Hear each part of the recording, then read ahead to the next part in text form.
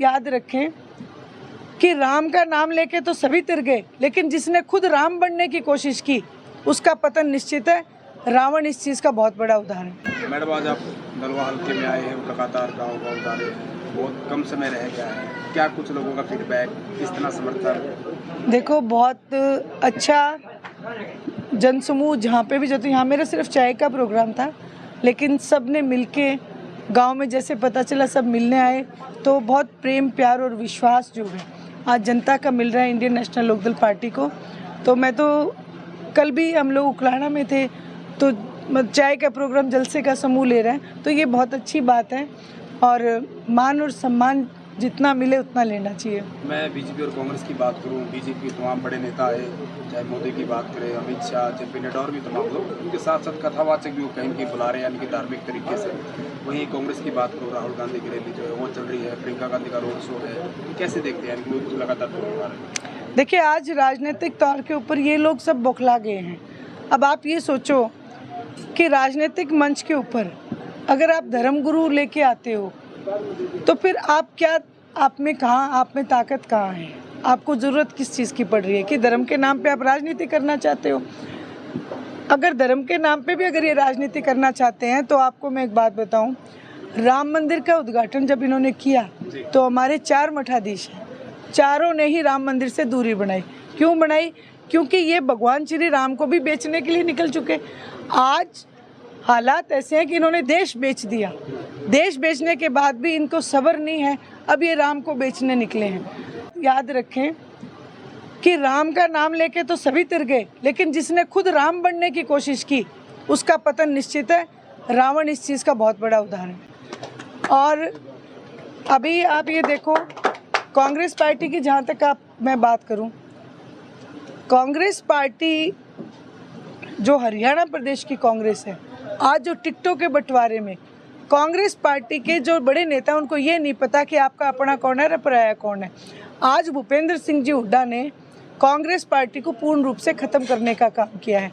आज ये जो अलग अलग नेता घूम रहे हैं, एक ही बात सामने आती है कि भूपेंद्र सिंह हुड्डा पहले कांग्रेस को ख़त्म करके फिर बीजेपी में जाना चाहते हैं और बीजेपी की बी टीम का काम कर रहे हैं।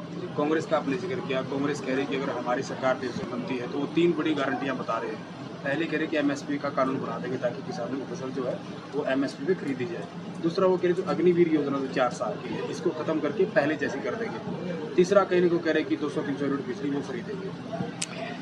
पहली बात में इनकी बात का निचोड़ा जाता है, ये जो कह रहे हैं ना एमएसपी की गारंटी, काले कानून लाने वाली ही कांग्रेस है। मनमोहन सिंह जी की सरकार में 6 दिसंबर 2012 की लोकसभा कार्रवाई आप देखें तो ये जो बिल है ये उस टाइम लाए गए थे, लेकिन उस समय अगर इन बिलों से हमारा बचारा हुआ तो क्षेत्रीय दलों की बदौलत, क्योंकि क्षेत्रीय दलों के बहुमत से कांग्रेस अपनी गवर्नमेंट चला रही थी।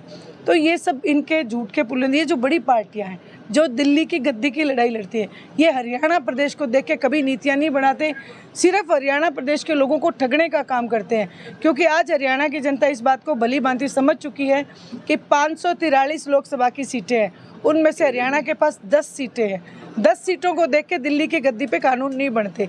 अब हरियाणा वासियों ने ये ठाना है कि उन 10 सीटों के ऊपर अपने मजबूत वकील खड़े करेंगे, और अभय सिंह जी चौटाला की पार्टी से मजबूत वकालत कोई पार्टी हरियाणा प्रदेश के लोगों की नहीं कर सकता। विचार के साथ मैं कुछ क्षेत्र की बात करूं, सिरसा की बात करूं, कितनी सीटों को लेकर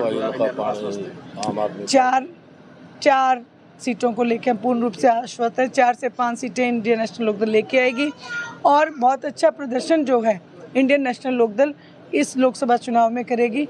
वहीं जो है इंडियन नेशनल लोकदल का मोटिव है कि एमएसपी पे गारंटी, स्वामीनाथन रिपोर्ट लागू कराना और SYL का पानी लेके आना, हरियाणा प्रदेश की जो जीवन रेखा है, ये तीनों मुद्दों पे काम करेंगे।